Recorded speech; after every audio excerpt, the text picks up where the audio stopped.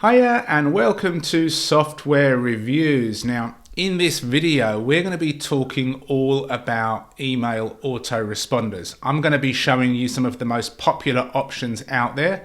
We'll look at the pros, we'll look at the cons, we'll look at the pricing, and then I'm going to log into the autoresponder that I use and I'll walk you through how to use the basic features so that you have a better idea of how you can use an autoresponder to communicate with people and potentially make some money in the future.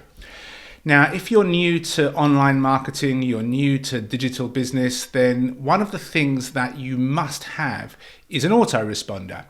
An autoresponder is a tool, or it's a software that allows you to email people en masse. You can sell products, you can recommend affiliate offers, you can send people to your YouTube videos or to your blog posts, and it's really, really useful for building relationships as well. Now, I'm sure you've been to websites in the past where you've been offered something for free in exchange for your email address and maybe sometimes your name. That is basically the first step into getting onto somebody's email list. Now, an email list is managed inside of an autoresponder. And what happens is you'll opt in, that person will then automatically send you an email, and in that email, there'll be that gift that you'd wanted. And after that, at intervals determined by the person who owns that list, you'll receive emails training you on something, teaching you on something, and selling you something, whether it's their products or affiliate offers. And I've been doing online marketing for many, many years, and it is by far the most profitable way to make a living online. Things come and go, but email is still super, super powerful. Now, in order for you to get the most of this, you need to invest in an autoresponder. So the one that you're looking at right now on screen is called Aweber. Aweber has been around for a very long time.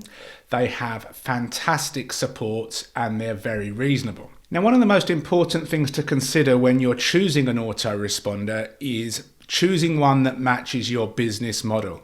For some people, they're going to be e-commerce store owners. Other people are going to sell their own products, services and trainings. And other people are going to be affiliate marketers. So they're going to send people to affiliate links. And not all autoresponders are affiliate marketing friendly, but Aweber is. So if you plan to promote products by other people and hopefully get an affiliate commission, then Aweber is definitely something you should consider. If we click on the pricing, we'll see what it costs. Now, you can actually get an Aweber account when you're brand new for free and then gradually pay more as your list grows. So you can see here, when you're just getting started, it's free until you reach 500 subscribers. When you get higher than that, then you're going to pay depending on how big your list is. So if we say this one here, 5,000 to 10,000 subscribers, you're going to pay $66 a month if you pay annually. If you pay each month, you're going to pay basically $70 per month. Now, for some people when they're starting out, no, people don't want to spend $70 each and every single month. But if you've got 5,000 to 10,000 subscribers, you should be making way, way more than $70 per month. So it's definitely a very minimal investment to allow you to communicate with people en masse and promote affiliate offers. What you can also do with Aweber is you can create multiple email lists. So one list might be people that have bought a product of yours. Another list may be of people that have opted in to get free gift A. Another one is a list of people that have opted in to get free gift B. And you can actually email specific groups of people depending on what they've opted in for to make sure that your emails are targeted. Now, another popular choice is this one. This is called MailChimp. MailChimp has a lot of similar features to Aweber. From my experience, you can do affiliate marketing, but they're not as friendly with affiliate marketing as Aweber. So bear that in mind. If you're selling your own stuff, then MailChimp could be a good place to go. If we check the pricing, we'll be able to compare this with Aweber. So let's just wait for a second for that to load up. And if we scroll down, okay, we've got various different plans as well. So we've got the premium plan, the standard plan, which they recommend, the essentials and the free. So let's click on this one. How many contacts do you have? And then we'll be able to input something. So it says here 1,750 yen because I'm based in Japan, but that's up to 500 contacts where, as we saw with Aweber, you could get it for free. We'll head over to Google just to check what that is in US dollars, and you can see you're paying approximately just over $15 per month if you have 0 to 500 subscribers. So if we look at the pricing alone, we can see that Aweber may be a slightly better choice than MailChimp. But again, it really does depend on your business model. Another popular choice for a lot of marketers that gets a lot of good reviews is called ConvertKit. ConvertKit is a little bit more expensive than Aweber and MailChimp to my knowledge, but we'll double check this by clicking on the pricing and we'll see what we can do. So they've got this nice little bar here that we can drag. So let's think of monthly. And let's go a bit smaller than that. That's a bit much. There's 1,000 subscribers. We're looking at $29 per month for their creator plan, $60 per month. And we can see the difference here is they've got a few advanced features. But for most people, this would be fine. Now, this is really cool. It's free for up to 1,000 users. So you may want to check out ConvertKit and start to build your list and play around with the features and functions and get to learn the system. And if you're happy with it, then you'll want to stick with it. And if you don't like it, then you can also try something like Aweber and compare the two and find out which one is better for you. Let's bring this up to say 5,000. And we'll see what this is. So we're paying $80 per month here, whereas it was $70 per month in Aweber. So Aweber is a little bit cheaper than ConvertKit. If we come up to their features section at the top, all the different things that they offer landing pages, email sign-up forms, integrations, automations. Really important to know clearly in your mind what you want to do. When you're new, a lot of these advanced features don't seem practical because you're more focused on just getting people onto your list and sending out some basic emails. But once you're a little bit more advanced, you'll find that a lot of these features are actually very, very useful. The ability to segment your subscribers based on actions that they have taken. If people come to the end of a particular follow-up series, what happens then? Do they stay there? Can you automate moving them onto a general list? If they buy things or do certain actions, can you move them automatically? It's really, really important because you want to make sure that the emails that you're sending are to the right people. If you're promoting a product in a series of emails and somebody buys that product, you want to automatically remove them from the rest of the emails, because if you're going to continue to promote that product and they've already bought that product, it can be a little bit annoying. Another very popular option is called GetResponse. I used to be a customer of GetResponse and I stopped, but this was a long time ago and I'm sure they've changed a lot since then. I do know a lot of people that use GetResponse. Let's check how much GetResponse is these days.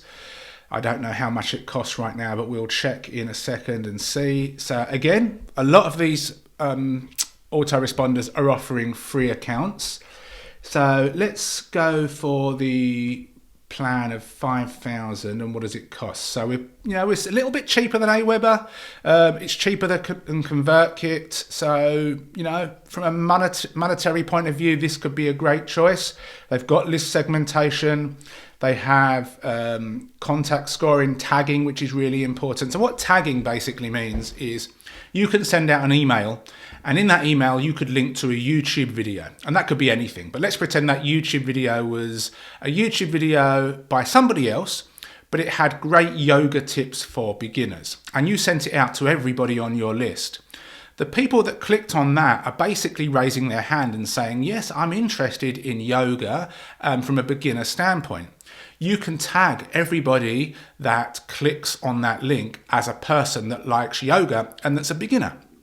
And then further on down the line, if you're promoting a yoga for beginners course, whether it's yours or an affiliate, you're promoting it as an affiliate, you can send it only to the people that have got this tag. Now, a tag, it just basically, it all happens behind the scenes. No one actually sees anything, but it stores these people in a section of your autoresponder. You can then email those people only, knowing full well that all of them have basically said, I'm interested in this topic. If people don't click on that link and you've told them that this is a great video, it's all about yoga and it's for beginners, and they don't click on that link, that's their way of saying, I'm not that interested. So having the ability to tag, and all the other autoresponders will have this option as well, is really, really powerful.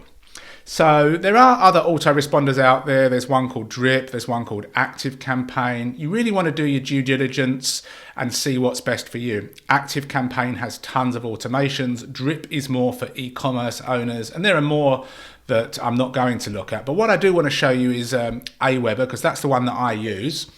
And we're just going to close off a few tabs off screen. So I'm inside of my Aweber account, and when you have your account, the first thing you want to do is you're going to want to create a list. Now, you won't have any lists at first. A list is going to be a place where you house the email addresses of people that opt in. So you're going to have your company name, you want to have your website in here, and you want to have your address. Now, you have to have an address. It's CAN-SPAM law. You don't actually have to have the address that you live in. This isn't where I live. This is a forwarding address. We don't want to, tell the world, this is my home address, because that's obviously personal information. So you can get a forwarding address, or you can get a PO box, and you can put this in here. Then you'll have your name and your sender email. So I'm just going to choose this one. Now, when you put in your sender email, you don't want to put in a Hotmail or a Gmail. You want to set up something that is connected to a domain that you own. So I own the domain Video Marketing Insider. So inside of my domain, I've set up a forwarder. What this basically means is if anybody sends an email here, it gets forwarded to my Gmail. We're going to close off this little notification. Then we have the next step. So this is what you would like to name your list. So I could call this, for example, YouTube ads interested. So anybody that's interested in learning about YouTube ads, I'm going to put them on this list. And as a description, and subscribers will see this, I'm going to put tips and tricks to get better results with your YouTube ads, something like that.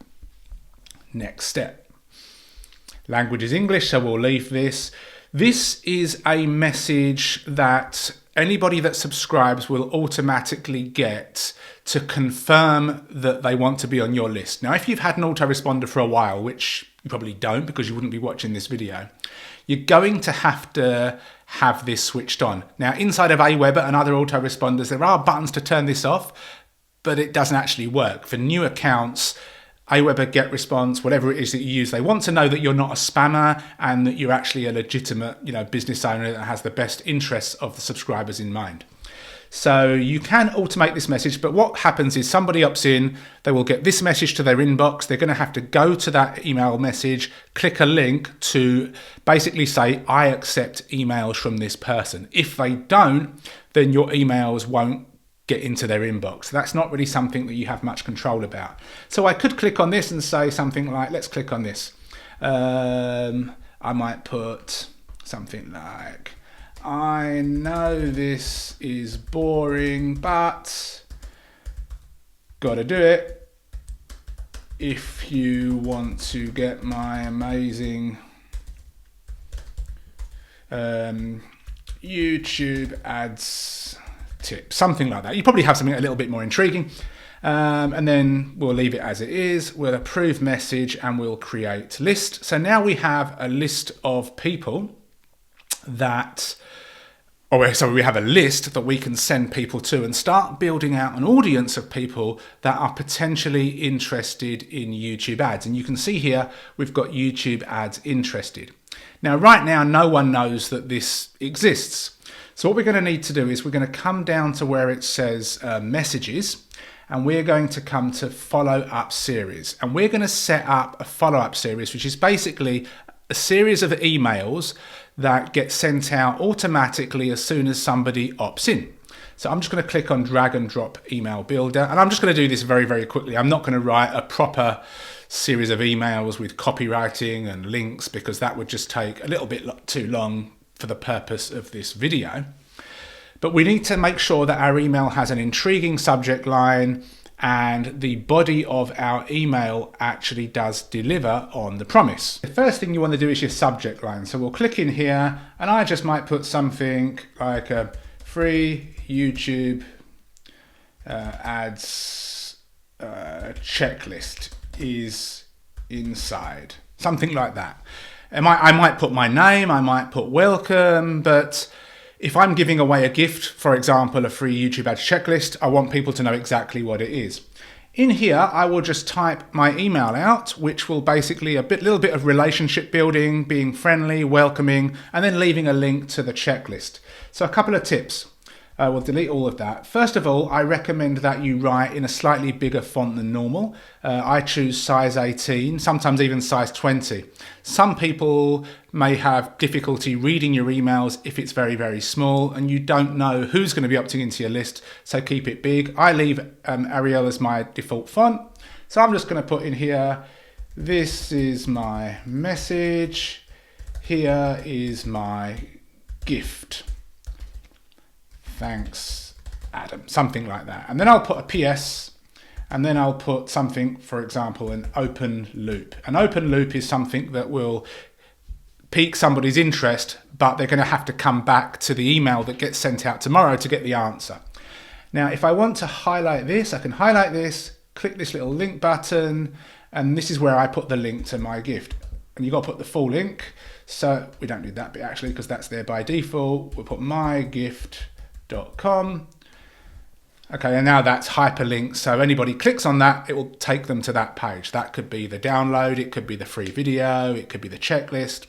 If you want to upload an image, you can drag and drop an image in here, and then you can, let's do that again, didn't kind of load up properly. And then you can upload an image from your computer. You can delete that here and get rid of it.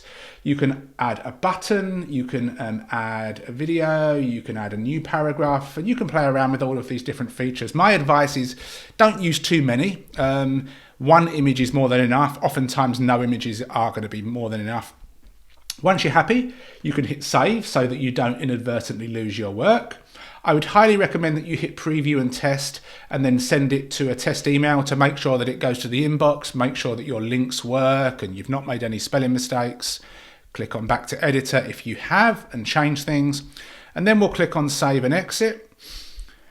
And from here, we'll get a choice of what we want to do. We can either have this set as a follow-up email or a broadcast, which I'll cover shortly. But we want this email to be sent automatically as soon as somebody opts in.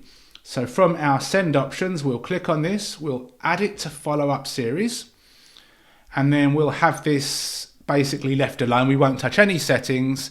Follow-up number 1 is the welcome message your subscribers will get immediately after signing up. So we'll add this to our follow-up series, and that way anybody opts in, they get that confirmation message, they click OK, and then this gets sent automatically, and we can come back later and we can double check all of the information about this. And if you want to add another one, you can just click on create message, drag and drop, and you can follow the same process. So I'm going to quickly add one more to show you the different options available. Okay, so we'll come up here and I'll just put test 2 for the second email, my message. I won't bother making this size 20. Save and exit.